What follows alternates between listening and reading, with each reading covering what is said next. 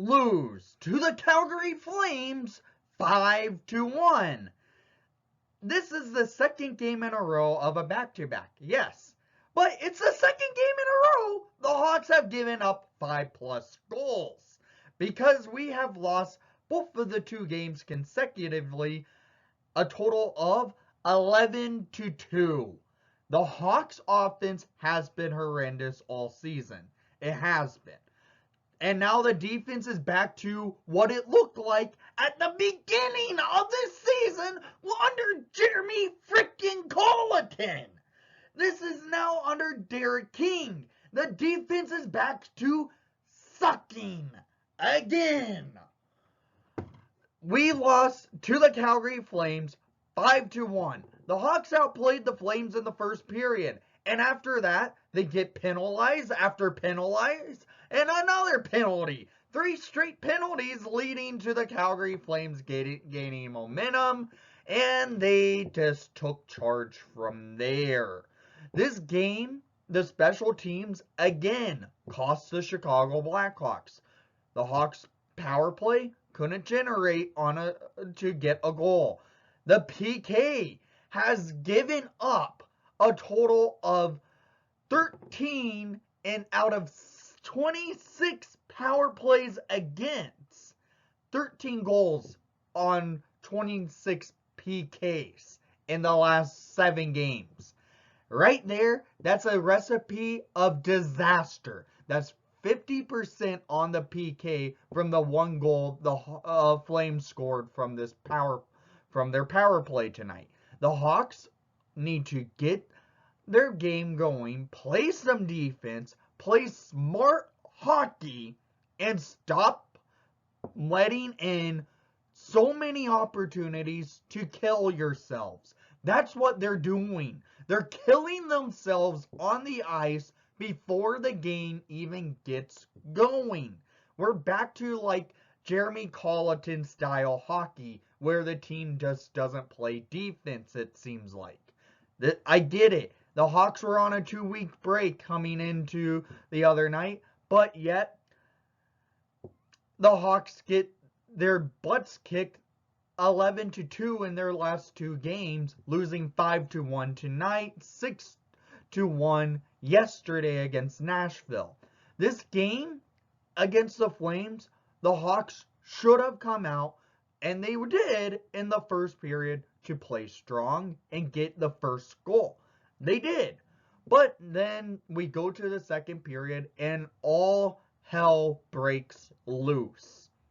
Average Soderblom made his first start in the NHL tonight. And he actually was good in net for the Hawks. The last goal, yeah, that one he should have made a save on. Otherwise, he was really good in net for the Hawks. The Hawks just looked bad after they take penalties because their PK sucks in the last month of play. It's horrendous. It's time to play smart hockey. Stay out of the box, for crying out loud. If you go to the box, you're going to fail and give this team a loss. That's what's it's at in this point in the season, it seems like. So let's look at the stats of the game. 42-31 for shots on net in favor for the Flames. Face-off percentage. The Hawks sucked at this.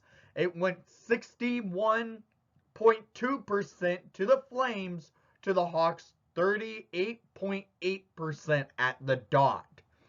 When you're losing that many face-offs, you're going to fail and lose. That's it. Our face-off percentage all season has been horrendous, except for Jonathan Toews. But it continues where we suck at the dot, and that's why they should have kept a player like David Kampf last year, who was leading the team at the dot. Power plays. As I said, the power play still sucks for the Hawks. They gave up a shorty, and they went 0 for 3, where the Flames went 1 for 3. Hits. The Hawks were out hit, and it was 34-21 in favor for the Flames. The Hawks clearly the smaller team in this game, but it doesn't matter. The Flames outplayed and outscored and outchanced the Chicago Blackhawks tonight because the Hawks couldn't get anything going after having a lead in a game. When you do that, you should push to continue to lead. But no, they don't. So let's get to the goals of the game, shall we? In the first period, the Hawks were generating. They were moving the puck well, getting opportunities off. And, well, one happened at 9:41 in the first period for his 18th of the season, number 12, Alex DeBrincat, assisted by Patrick Kane and Hendrik Borkstrom to give the Hawks a 1-0 lead 10 minutes into the game. That's good to see. The Hawks are pressuring, moving the puck well, getting opportunities off, and they get the first goal of the game. Well, that's it for your Chicago Blackhawks because our offense has been horrendous and the defense has not been anything to watch recently either. Because at 13-13, Matthew Tkachuk, with his 14th of the season, ties the game up, assisted by Gaudreau and Hanifin to make it a 1-1 game. And the Hawks at that point, after the Hawks scored their goal from DeBrincat, they went on their heels and let the Flames come in and cycle the puck well and get opportunities. And, well, Tkachuk buries one to make it a 1-1 game. After one now, we go to the second period where all hell broke loose and it went all in favor for the Flames. The Hawks get penalized quite a bit this period. DeBrincat gets penalized first, and it leads to a power play to start it off for the Flames. At 9:08 in the second period, Elias Lindholm scores his 12th of the season on the power play, assisted by Monahan and Gaudreau to make it a 2-1 game off a power play goal. This penalty, honestly, was a weak one by the refs. It should not have been a penalty, and they call it a hook on DeBrincat when he didn't even touch the player with his stick. The refs tonight were bad because earlier before, a ref checked Murphy, leading to an opportunity for the Flames to score. And what the hell, ref, get out of the way. But he doesn't. It leads to the Flames having an opportunity. They couldn't score, but the Flames get a power play. They score on that. And then the Hawks get another penalty. And the Flames continue to put shots on Soderblom on this power play. And they kill it. The Hawks killed a penalty for once. It seems like it's been forever since they've done that because it has been forever since they've killed a penalty. And then the Hawks go right back to the PK and kill that. So the Hawks get a power play late in the second period. What do? Erik Gustafsson with a major gaffe by not playing strong because Kane did turn over the puck. It led to a breakaway. Soderblom stones it. And the puck comes back into the offensive zone for the Hawks. Hawks were trying to move the puck well. And then Kane gets tripped. No call. The puck goes right into our defensive zone. Gustafsson just caught skating slowly to try to get to the puck.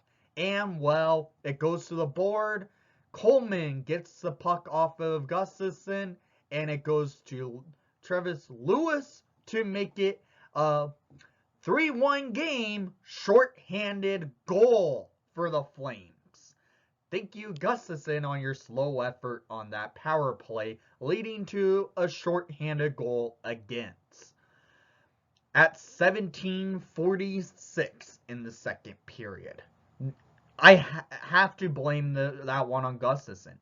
When you're on the power play, and you're supposed to be the quarterback of a power play, you have to get ready on the blue line if there's a player losing an edge, to get to a puck, and you have to get to the puck. But no, went in slow to get to the puck. It leads to a major turnover in his zone to play defense, and it leads to a goal against. Right there at that point, I wanted Gustafsson bench for the rest of the game. He did not, granted, but he should have for the effort he put in on defense. He's been horrible. So we go to the down to the third period, down 3-1. Okay, the Hawks are down 3-1. But a little bit halfway through the period, Doc gets penalized for holding. It leads to a penalty shot. And Soderblom comes in big and makes a huge save, and it keeps the game within 2. Hawks were trying to generate in their offensive zone. They couldn't do anything with it. And, well, they pulled Soderblom, and at 18:05, Chillington gets his 4th of the season, just throwing the puck right down into the empty net to make it a 4-1 Flames lead.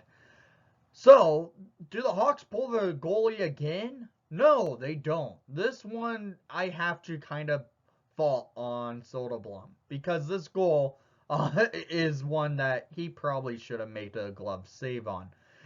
At 18:34 in the third period, for the Flames to make it a 5-1 game, Johnny Gaudreau scores his 13th of the season, and it was assisted by Tkachuk and Backlund to make it a 5-1 game, 5-1 finish at 18:34 in the third period.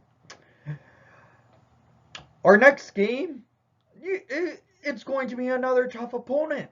It's the Colorado Avalanche. So, the Hawks have a tough opponent ahead, and they have to get ready, because this is unacceptable. Letting in 11 goals in the last 2 games, that's a recipe of disaster. Your defense has not been there.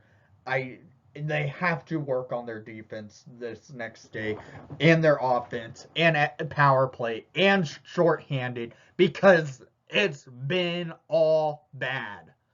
So, hopefully they do that in practice tomorrow, because the power play's been generating but not getting. The shorthanded unit's just been flat out horrible. And the defense hasn't been there. Same with the offense. It has not been there. The Hawks need to do something in the system by changing something up, because our next game is against the Colorado Avalanche, a high-power offensive team, and they need to get their game going and ready for the Avalanche. So down in the comments down below, I want to hear what your thoughts were from tonight's action against the Calgary Flames, because in my opinion, what the Hawks did was unacceptable. It was a flat-out horrible game. And thank you for watching the broadcast. Please leave a like and subscribe if you haven't done so already. And most of all, Hawks, you better get ready for Colorado on Tuesday.